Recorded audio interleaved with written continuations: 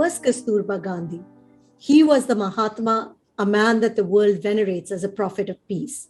But for Kastur, the child bride who married him, who was Mohandas? Was he a sexually driven, self righteous, and overbearing husband? She spent 62 years of her life juggling the roles of a devoted wife, a satyagrahi, and a sacrificing mother, who was eclipsed because of a man who almost became God for the India's multitude.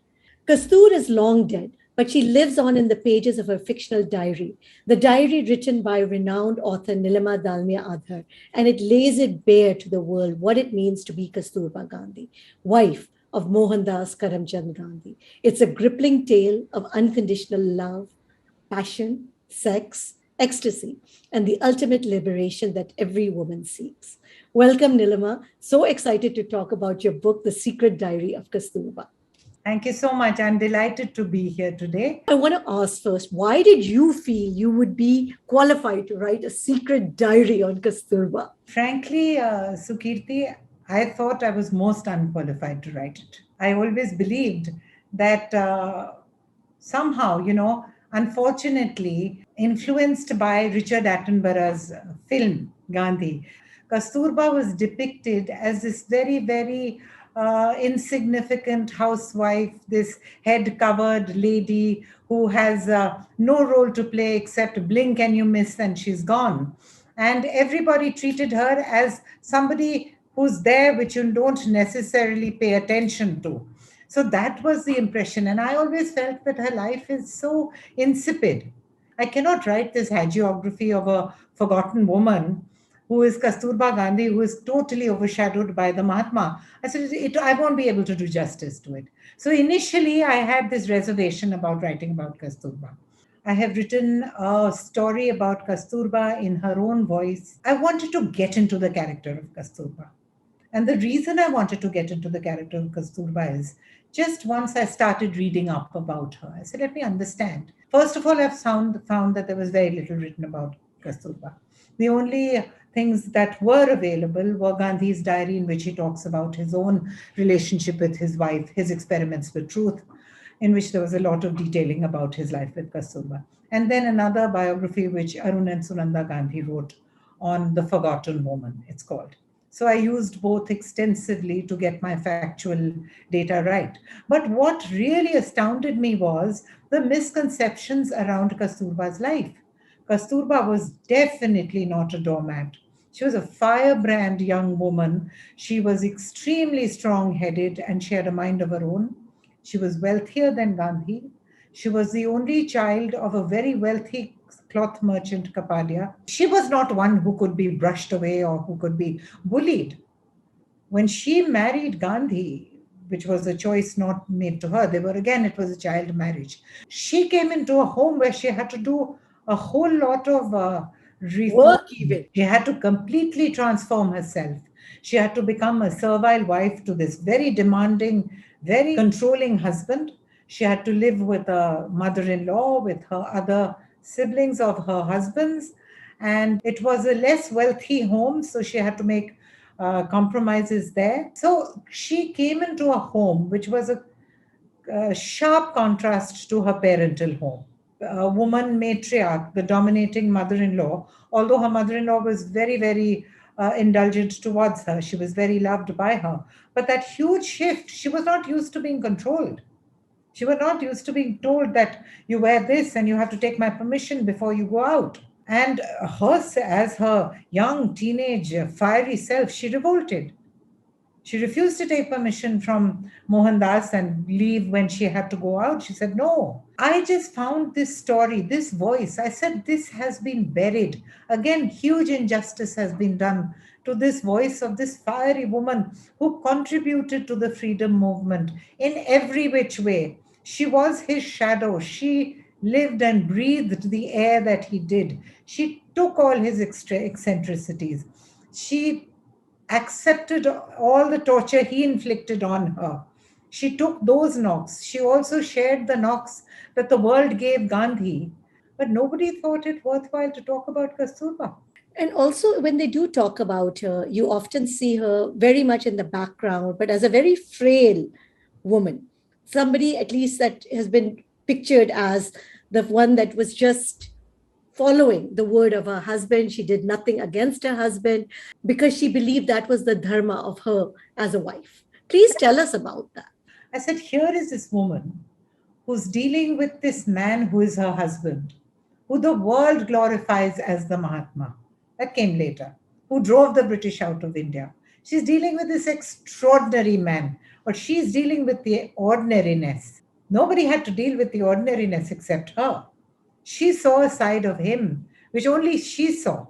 She dealt with Gandhi, the husband, the control freak, Gandhi, the father to her children, Gandhi, the conservative practitioner of all kinds of fad diets, of no salt diet, of ahimsa, satya, and what is the third? I always forget the third. Celibacy. Celibacy was his third dharma.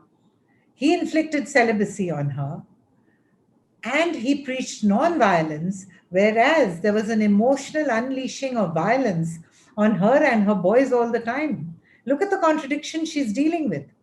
The world is glorifying him as Mahatma. She's devoted to him. She's following him in every footstep. She's supporting him unfailingly. She contributes to his becoming the Mahatma. I'd go as far as to say that if Kasturba wasn't with him, he could not have been Mahatma. By this anguish, I said, no, this voice has to be heard. There is another side of Gandhi, and I don't demonize him. I keep defending my work by saying, this is not demonizing Gandhi.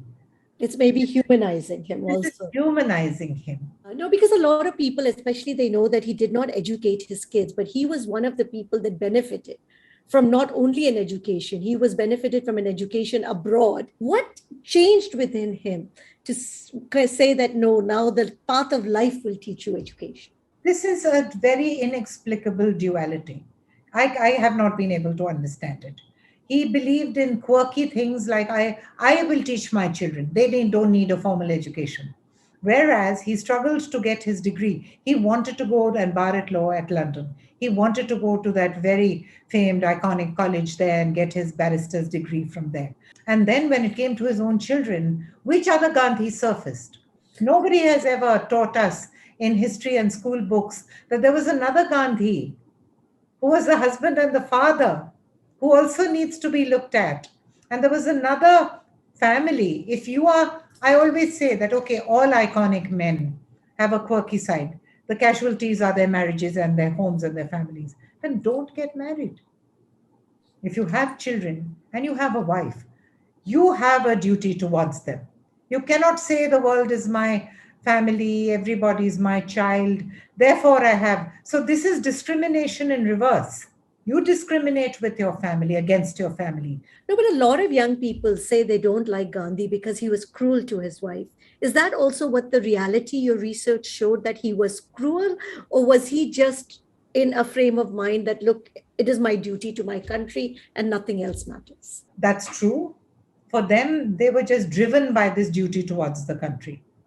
But the fact that it made him cruel to his wife, negligent, cruel, discriminatory against his sons, how do you absolve him of that? Both are true.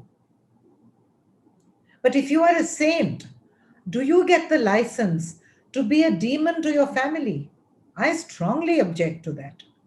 No, don't love me, fine, but give me kindness. And yet I'll say there was such a deep emotional dependence. You know, it's a very strange, quirky contrariness in his character. There's a sharp dualism. He loads her with atrocities. He makes her children suffer. And to me, there's no greater suffering than to watch your And I child. like what you're saying. He makes her children suffer, not their children suffer. Yes. So, yeah. He makes them suffer. She's watching it in silence. She protests. She fights him wherever she can. And I will narrate two incidents to you after I finish saying this. But she can't do anything about it.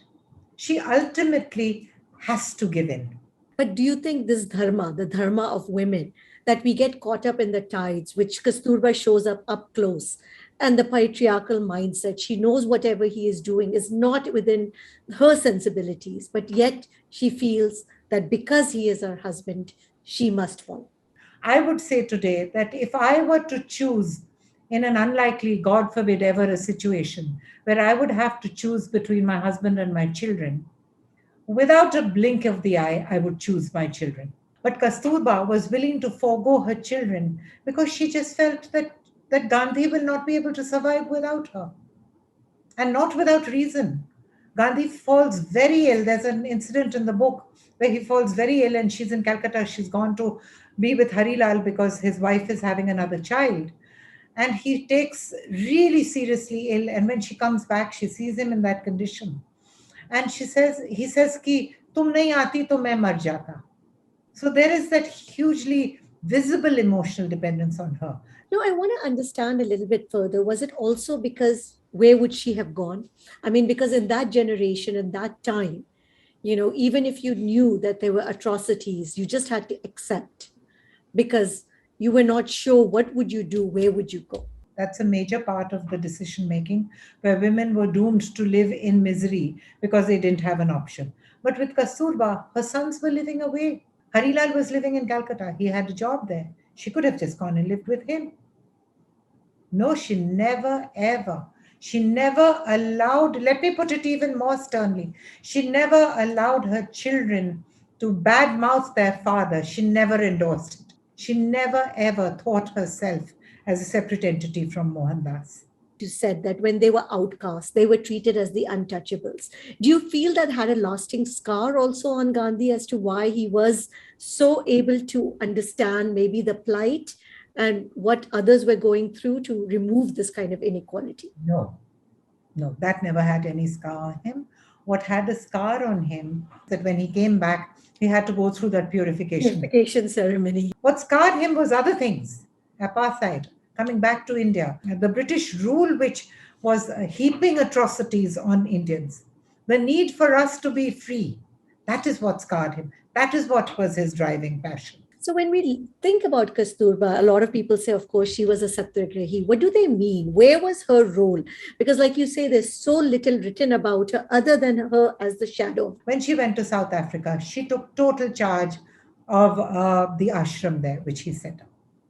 She went to jail many times in the freedom movement along with him when he was fighting for them in Africa. And then when she came back to India and when they set up that ashram in Sabarmati, it was totally run by her. Gandhi was in and out of jail and he was touring the country with his mission to Ghana to galvanize India to the freedom movement. So when he was not with him, she was manning the post. Did she finally become, when your research did it show that, did she actually say, okay, you know what, I am me, Kastur, not just Gandhi's wife? No.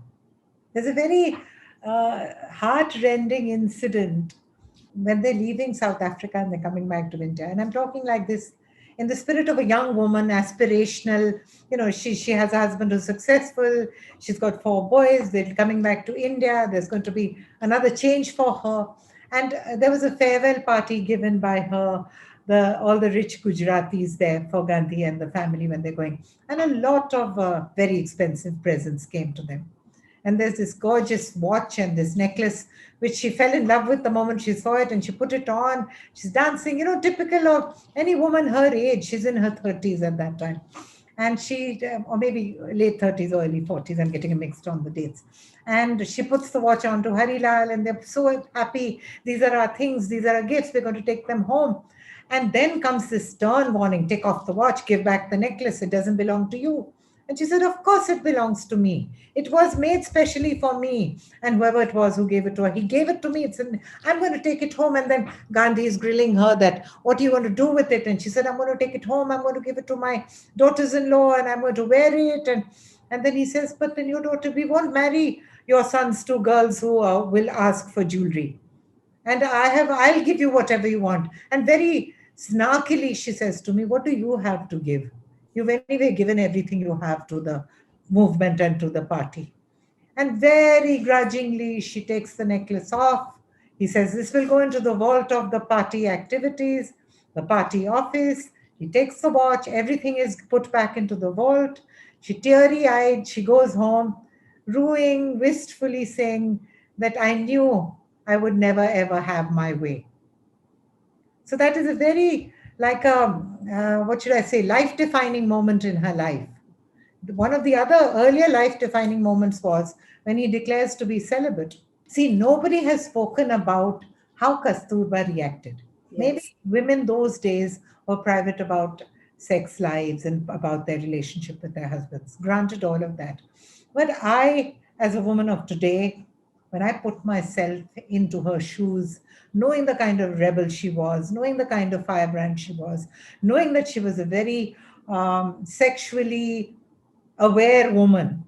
There were times when she initiated sex between the two of them, and it made him suspicious. So he was also suspicious that how does she know so much about it? He suspected her fidelity. So, knowing all of that, could she have just very quietly and meekly accepted this unilateral decree that from now on we are no longer husband and wife? We sleep in separate bedrooms. So, the Neelima and me got very sort of fired up, and I said, what if it was me? What would I have done? And All I, of a sudden, you're being told that yes, this is it. but no, not being told. I've just been given this This, decree. yeah. Take it or leave it. This is your dharma now. So I have created a scene, which is where the fictional element of this comes in, and which is my defense that I say, okay, you can challenge me on the facts, but you can't challenge me on interpretation. This is how I interpret how I, Kasturba, would have reacted. So she tries to seduce him that night. And she wears this very flimsy thing, and she wears perfume, and she goes into the room where he's studying, and he snubs her. And then she goes back to her room, and he's thinking in his head. So, this is a sequence again that I've written in the book, that how come she's so sexually charged? Has she been with another man? Now, what is it about it? Why is she so obsessed with sex? And she, on the contrary, is ruining this defeatist kind of exchange where she suddenly says that, so it's always going to be your will. You ravage my soul and body at your will, and you decide no more intimacy on sexual terms at your will. So ultimately, it's your will shall prevail. So Kasturba, to my mind, never ever suppressed that woman in her. And when we come to those experiments, see, those very, very brutalizing experiments came after she died, where he was experimenting with naked women in his bed, both his one niece and one grandniece. His being in the company of women all the time, his ashram, he was surrounded with women. Sarla Devi's affair was completely like it was the worst kept secret, and where Gandhi himself has written that I almost sinned with her. And the reason they broke up was because she was putting too much pressure on him to marry her. And then all these Meera Ben and these other white women who converted into his line of thinking and came and joined the movement with him. She was always faced with this dealing with other women. But when she wanted to put her foot down, she put her foot down. So I think there was a little bit of reservation. There was a little veil of kind of a decorum where he didn't indulge openly in these experiments till she was alive. And I think he never crossed that one, although it was a very faint line. But Gandhi never crossed that line. Even in that letter that Alive. he writes to her, right? That Till she even was if alive. he died, that he would not marry again, even though the letter is written very coldly. Yeah, exactly. Because that's what I have said always, that I have written about Mohandas the man. I haven't written about Gandhi the Mahatma. And I have written in the voice of Kasturba, this is the woman who's dealing with that man. She's Every not dealing with the Mahatma. You don't need to deal with the Mahatma. He deals out his goodness to you. But after all of this, when one reads this, what can we learn from it today? What is the big takeaway? Don't be caught in the dogma of that dharma. Don't, you have a right to yourself. You have a right to others and a duty to yourself. You have a duty to stand up for your right. You have, you do not have the permission to be sinned against. You should not tolerate atrocities. Well, thank you. Thank you so much, Nilima.